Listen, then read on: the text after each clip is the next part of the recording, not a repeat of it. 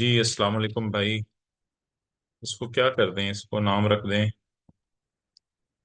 F5। वालेकुम साथी, क्या हाल है? भाई सारे खामोश हो जाएं, सबको खामोश करा दें जरा।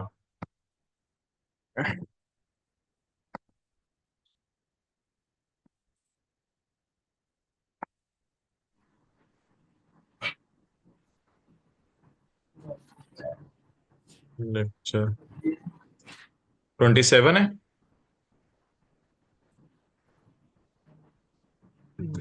Lecture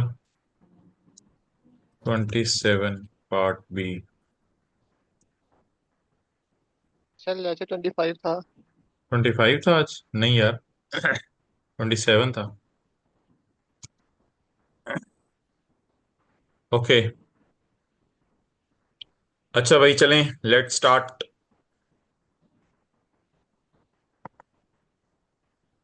laser and lessee will record depreciation if, चलें आगे बोलें जल्दी। Lessor and lessee will record depreciation if,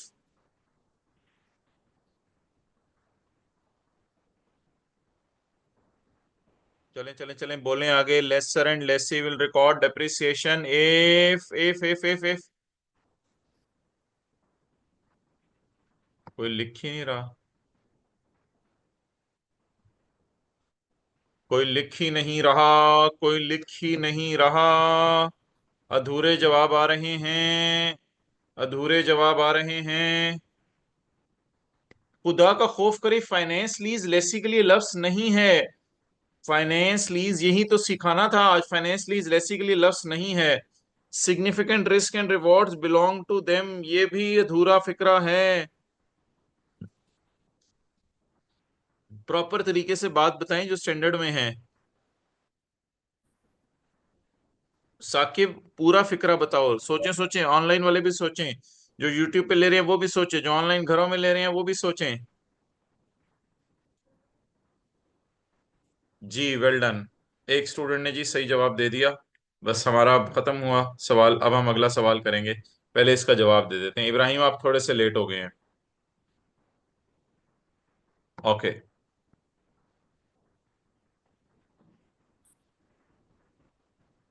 जी भाई, lessor and lessee will record depreciation if it is operating lease for lesser and if it is not a short term lease और low value asset, अगर ये short term lease और low value asset नहीं है।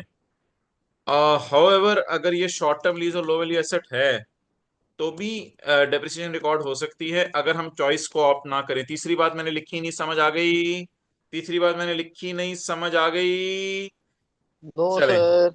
नहीं समझ आई? देखो ना यार, अगर शॉर्ट टर्म लीज और लो वैल्यू एसेट नहीं है, सॉरी है, शॉर्ट टर्म लीज या लो वैल्यू एसेट है और आप सिंपल अप्रोच ऑप्ट नहीं कर रहे, तो फिर आप कौन सी अप्रोच यूज करोगे? राइट ऑफ यूज और लीज लाइबिलिटी वाली अप्रोच यूज करोगे ना। अब समझ आइए आपको मेरे भाई? चैट में लिख के बोलें, इस तरह ना बोलें माइक में। जी नॉर्मल अकाउंटिंग करेंगे, राइट ऑफ यूज और लीज लाइबिलिटी वाली। I hope it's clear. लो बहुत देर से आप लोगों ने जवाब दिए, टाइम पे जवाब दिया करें। अगला सवाल आने दें, अगला सवाल आने दें या ना आने दें? अच्छा चलें जी।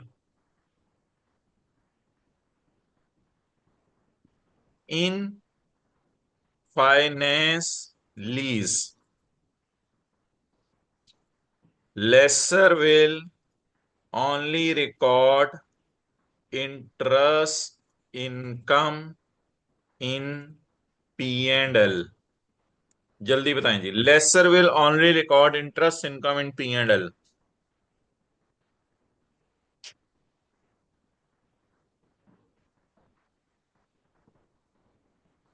जी एचपी ऐसे तो जवाब नहीं चलेगा ना, आगे डिटेल बतानी पड़ेगी। सिर्फ एचपी ने सही बताया है।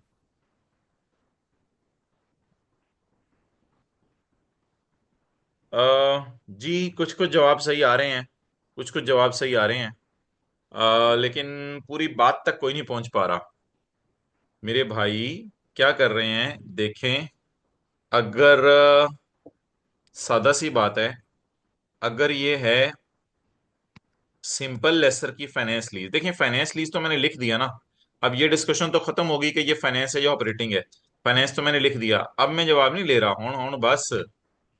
अब मैं नहीं पढ़ रहा जवाब, सॉरी।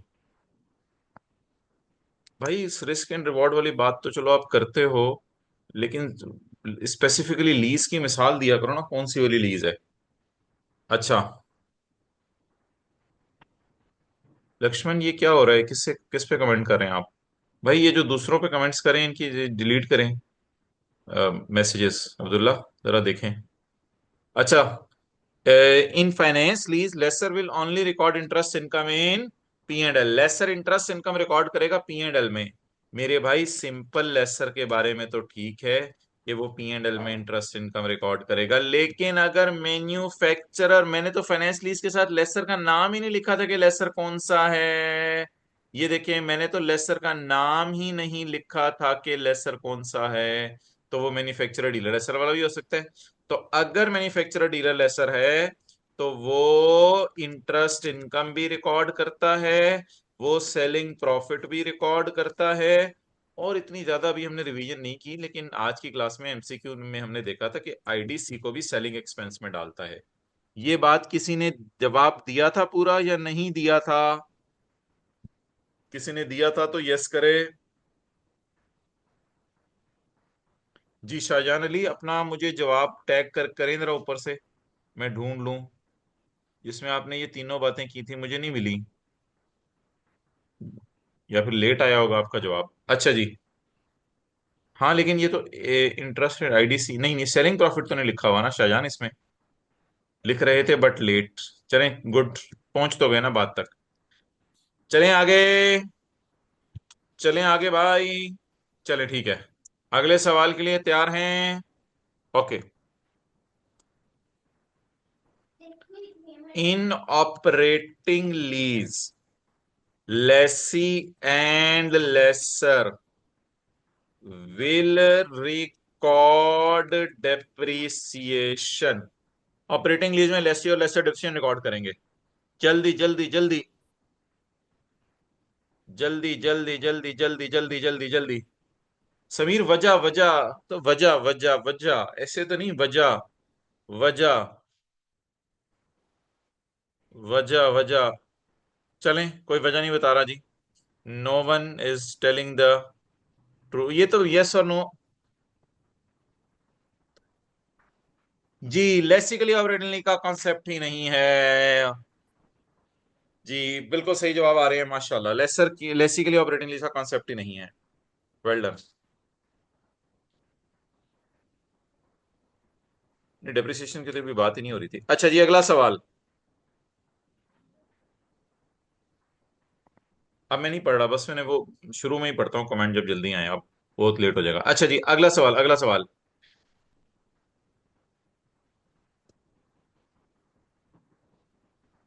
इन डिस्क्लोयर्स, डिस्क्लोयर्स बनाते हुए लेसी विल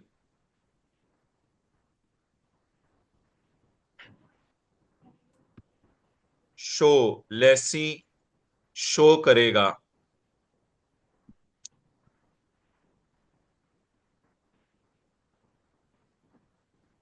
रिकॉन्सिलिएशन और मेच्योरिटी एनालिसिस। जल्दी बताएंगे, रिकॉन्सिलिएशन और मेच्योरिटी एनालिसिस। जी well done. Maturity analysis show करेगा, रिकॉन्सिलिएशन शो नहीं करेगा, क्योंकि रिकॉन्सिलिएशन सिर्फ किसके लिए है, लेसर के लिए, रिकॉन्सिलिएशन लेसी के लिए नहीं है। ठीक है जी आगे चलें।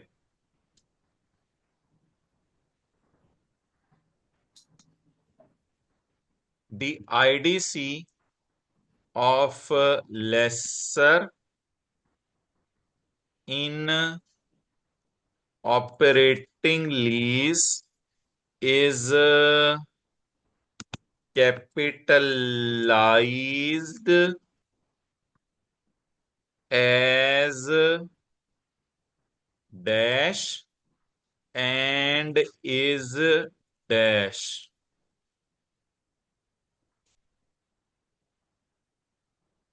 गलत गलत समीर, बिल्कुल गलत।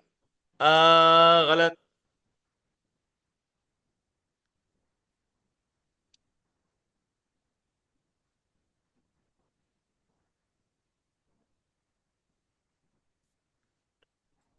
जी वेल डन शायान।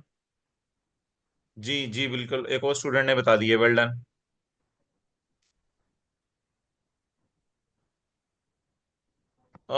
स्पेसिफिकली उस लीज के लिए, लेकिन कैपिटलाइज्ड एज पीपी ही होती है ना ताहिर। कैपिटलाइज मींस एसेट की कॉस्ट में कैपिटलाइज चीज वो जो डेप्रिशिएट होती है। मैन्युफैक्चरर डीलर लेसर के केस में पी एंड एल में जाएगी।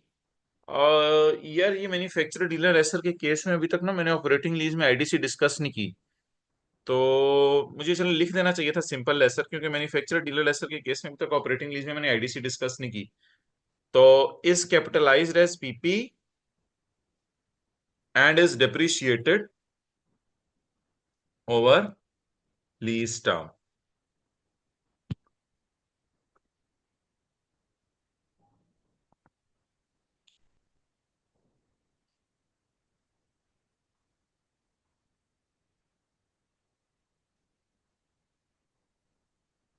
If lessee is certain,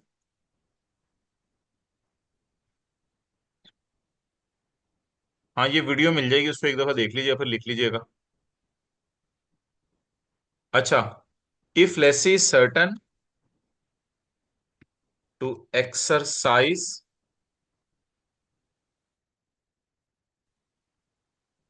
termination option, then lessee will depreciate। जी आगे बताएं।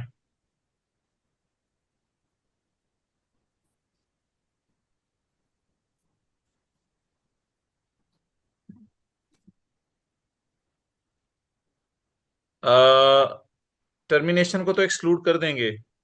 Termination period if lessee certain to exercise termination option, यानी अगर लीज 5 साल की है और टर्मिनेट आप 3 साल बाद कर सकते हैं और वो सर्टन है कि टर्मिनेट होना है, तो टर्मिनेशन की बेस पे लीज टर्म तो 3 ले लेंगे, लेकिन लीज टर्म को यूजफुल लाइफ से कंपेयर करेंगे और शॉर्टर पे डेप्रिशिएट करेंगे, ये मैं सुनना चाह रहा था।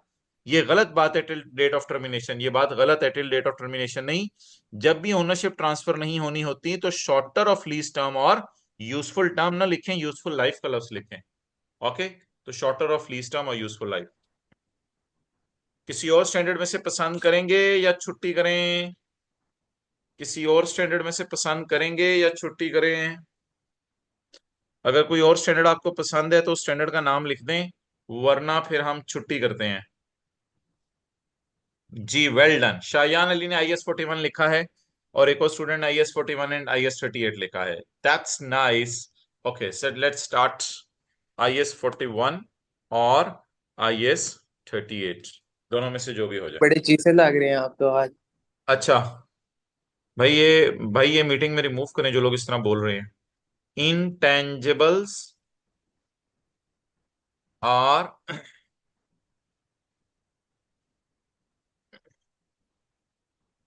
intangibles and biological assets are always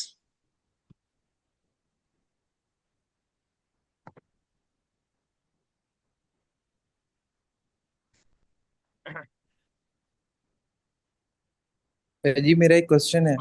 जी भाई ये क्लास में पूछिएगा कल। intangibles and biological assets are always initially measured या initially recognized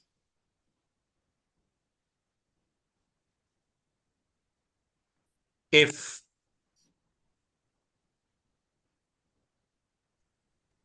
अच्छा, अब मेरा ये सवाल है कि इन दोनों का रिकॉग्निशन क्राइटेरिया सेम है या डिफरेंट है? ये गलत बात है fair value less cost to cell.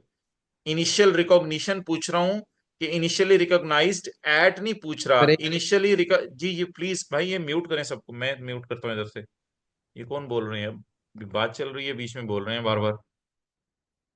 अच्छा, इनटैंजिबल्स कॉन्टेंट ही और करो। इन अब्दुल्ला ये एक एक करके ना रिमूव कर दे इन लोगों को जो ये चैट में बोल रहे हैं, और ये इस नोट तरह करके कल मुझे नाम बताएं ये कौन कौन है।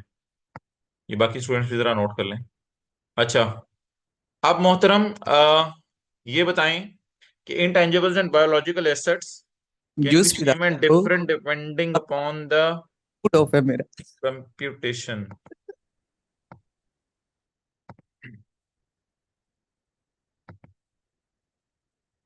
अच्छा भाई, ये याद याद रखिएगा, intangibles जो हैं उनको आप जो इनिशियली रिकॉर्ड करते हैं, इनिशियल रिकॉग्निशन का क्राइटेरिया क्या है और उसका इनिशियल रिकॉग्निशन का क्राइटेरिया क्या है, ये जरा देखिएगा।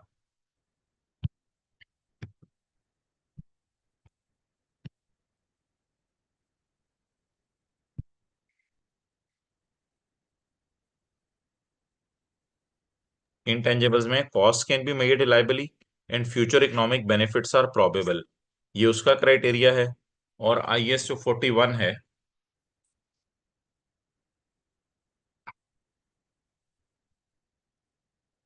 ये थोड़ा सा ना स्क्रीन शो होने में मसला हो रहा है। IS 41 है, उसमें मैं आपको बताता हूँ रिकॉग्निशन क्राइटेरिया क्या है।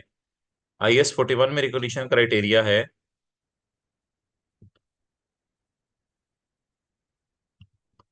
the entity controls the asset, it is probable that future and the fair value or cost can be made liability। उधर लिखा हुआ है cost can juice be made पिला liability और इधर लिखा हुआ है fair value और cost can be measured reliably, तो ये थोड़ा सा फर्क है। Okay clear? Cost is made reliably तो उसमें लिखा हुआ है ना, ये जिन्होंने लिखा है future benefits are probable, cost can be made reliably उधर लिखा हुआ है, इधर कॉस्ट और fair value is reliably measured. भाई क्लियर हुआ? ओके, ठीक है जी। अब एक सवाल जो है वो IS 38 से करते हैं, और फिर जो है वो छुट्टी करते हैं। इंटेंजिबल्स, जी इंटेंजिबल्स जी IDC की करानी है डिस्कशन, ये क्लास वाले सवाल क्लास में पूछना। देखो इस वक्त जो बात चल रही है वो उधर क्लास में हाथ खड़े करके पूछ लीजिएगा। अभी ये जो जो इस वक्त डिस्कशन के लिए हम आए हैं वो डिस्कशन करें। Intangibles arising out of development, आज ऑमलेट नहीं आता, हल्का ऑमलेट बनाऊंगा।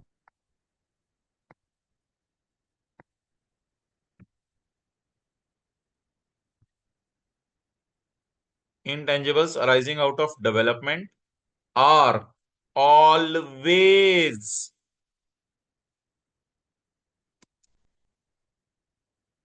uh, depreciated over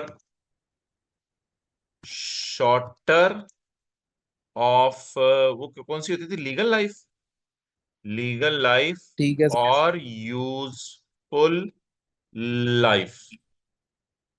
जी सर जल्दी आपके बताएं, टिकटॉक पे कितने ये फॉलोअर्स जल्दी हैं? बताएं। ये ये लक्ष्मण भाई इसको नोट करें, इनको रिमूव करें जरा। नो साकिब पूरा जवाब देना, लीगल लाइफ और यूजफुल लाइफ पूरा जवाब दें। ये क्या ऑलवेज नहीं है? ये तो गलत बात हुई। कोई और जवाब दे, डेप्रिशिएटेड नहीं अमोर्टाइज लिखना था, सॉरी। जी अमोर्टाइज लिखना था। सर जी मैं दूं? गलत, तो गलत भाई, टाइप करें, ये आपको मीटिंग से रिमूव कर देंगे जिसने बोला। नहीं, डेवलपमेंट फेज में यानी मुकम्मल हो गया ना, मुकम्मल हो गया है, ये नहीं है कि अभी डेवलपमेंट चल ही रही है।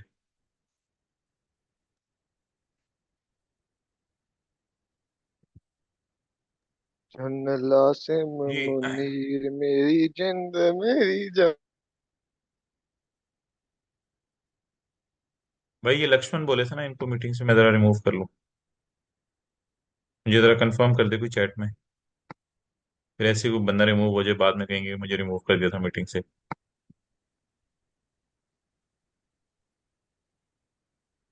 जी हुरैरा जलाल, आपने यही बताया ना कि ये लक्ष्मण बोले हैं? अच्छा। अ, भाई मैं पता है क्या पूछना चाह रहा था? मैं ये पूछना चाह रहा था कि इंटेंजिबल्स जो डेवलपमेंट की वजह से अराइज होते हैं, यानी बन गए, इनको हमेशा अमोर्टाइज करना है वो शॉर्टर ऑफ लीगल लाइफ और यूजफुल लाइफ। तो आपको जवाब देना चाहिए था इफ लाइफ इज फाइनेट तो yes, if life is indefinite तो नो। अब इस बात के ऊपर अफसोस करना, अगर आपको अफसोस हो रहा है तो ओह लिख दें, ओ एच ओह। मजबूत बना अच्छा जी। सका इज्जत अपनाओ। चलें, ठीक है जी। अस्सलाम वालेकुम। ये मैं जरा मीटिंग के कंट्रोल्स माजरत अगली दफा देख लूंगा, ताकि प्रॉपरली कैसे सबको रिमूव करते हैं। सर ये बच्चे ना अस्सलाम बड़े वालेकुम। बदतमीज हैं, ये नहीं करें। मैं बहुत समझाता हूँ, इनको नहीं समझ